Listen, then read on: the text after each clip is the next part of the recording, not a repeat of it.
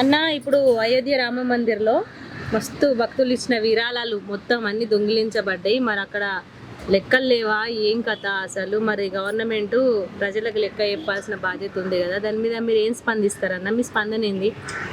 First Ayodhya Rama మందిరంలో చందాలు ఏదైతున్నాయో ఆ చందాలు అయితేంది, భక్తులు వేసినటువంటి విరాళాలు అయితేంది, ఇవన్నీ దొంగిలించబడ్డాయి. అది ఆల్రెడీ డైలీ చూస్తున్నాం. మరి బీజేపీ ప్రభుత్వం ఇమీడియట్లీ స్పందించి దాని మీద మాట్లాడాలి.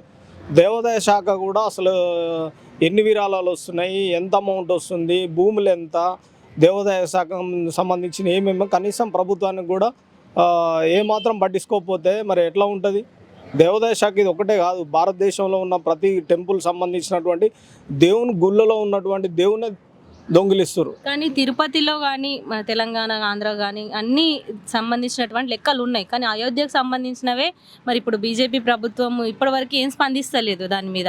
మరి దానికి సంబంధించిన లెక్కలు ఎందుకు చెప్తలేరు అంటారు జనాలకి? ఇప్పుడు ఒక ఉద్యోగం ఇచ్చినప్పుడు అవుట్ సోర్సింగ్ లోపల డబ్బులు లెక్క పెట్టే వాళ్ళను అవుట్ సోర్సింగ్ ఎందుకు తీసుకోవాలి చెప్పండి? నాకు అర్థం కాదు.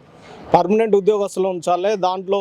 అంటే మీకు తెలియకుండా డబ్బులు లెక్క పెట్టే ఉద్యోగస్తులు తెలియకుండా ఉంటారు ఎవరన్నా?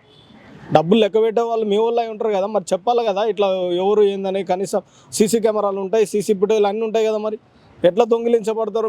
మీ ఆధార్ మీకు తెలియకుండా ఎట్లా జరుగుతుంది? అది ప్రభుత్వంలో ఉన్నటువంటి అడ్మినిస్ట్రేషన్లో ఏం చేస్తున్నట్టు దేవాదాయ శాఖ? మరి అదంతా ప్రజల సొమ్ము, విరాళాలు దాతృత్వాలతో ఇచ్చిన సొమ్ము కదా.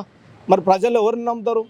దేవుణ్ణి నమ్మి దేవుణ్ణిలో చేస్తారు. మిమ్మల్ని నమ్మకుండా దేవుణ్ణి నమ్మరు. ఉన్న దేవుళ్ళ గుళ్ళో దేవుళ్ళని దొంగనిస్తే పట్టించుకోరు, ఆ చందాలు చేస్తే పట్టించుకోరు, మీదంగా మాట్లాడతారు. భూములు బీజేపీ నాయకులకు ఏం చెప్తారన్న? వాళ్ళు ఇంతవరకు ఏమైనా స్పందిస్తలేరని జనాలు అనుకుంటున్నారు.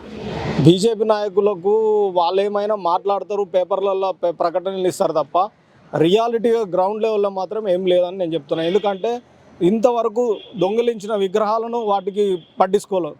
ఒక ఎస్పీకి లెటర్ ఇస్తే పట్టించుకోరు, ఓ మండలంలో ఉన్నటువంటి పోలీస్ స్టేషన్లో పట్టించుకోరు, ఆ లోపల ఉన్న దొంగతనాలు జరుగుతుంటే పట్టించుకోరు, ఓ కెమెరాలు ఉండవు, చందాలు వేసే కావు, ఏమైనా పేపర్లో మాట్లాడతారు. మరి ఇది రియాలిటీగా చూపించండి. దేవాదాయ భూములు ఒక్కటన్ను ఉన్నాయో చూపించండి. ఎన్ని ఆక్రమణకు గురవుతున్నాయి ఒక్కరైనా మాట్లాడుతారు? ఇప్పుడు పోయి ప్రతి దగ్గర దేవాదాయ భూములను లెక్క చేయండి, సర్వే నెంబర్ ఎంతో తెలుసా మీకు? మాట్లాడతారు, దేవాదాయ శాఖ గురించి మాట్లాడతారు, వాటి గురించి చెప్పరు. అన్న, ఇప్పుడు సనాతన ధర్మం గురించి పవన్ కళ్యాణ్ గారు ప్రతి మీటింగ్లో మాట్లాడతారు కదా, మరి ఈ సంఘటన పైన ఎందుకు అసలు స్పందించట్లేదు? వాళ్ళకి ఏంటంటే ఇప్పుడు పవన్ కళ్యాణ్ గారు ఆ పార్టీలో అఫిలేటెడ్గా ఉన్నాడు కాబట్టి వాటికి సంబంధించిన సబ్జెక్ట్ మాట్లాడతాడు తప్ప నిజంగా రియాలిటీగా పవన్ కళ్యాణ్ గారు వాటి గురించి స్టడీ చేస్తే దాని విషయం ఏందనేది అర్థమవుతుంది. నేనేమనుకుంటున్నా అంటే పవన్ కళ్యాణ్ గారు ఇంకా స్టడీ చేయలేదని నేను అనుకుంటున్నాను. స్టడీ చేస్తే అర్థమవుతుంది సబ్జెక్టు, స్టడీ చేయండి ఎట్లా అర్థమవుతుంది?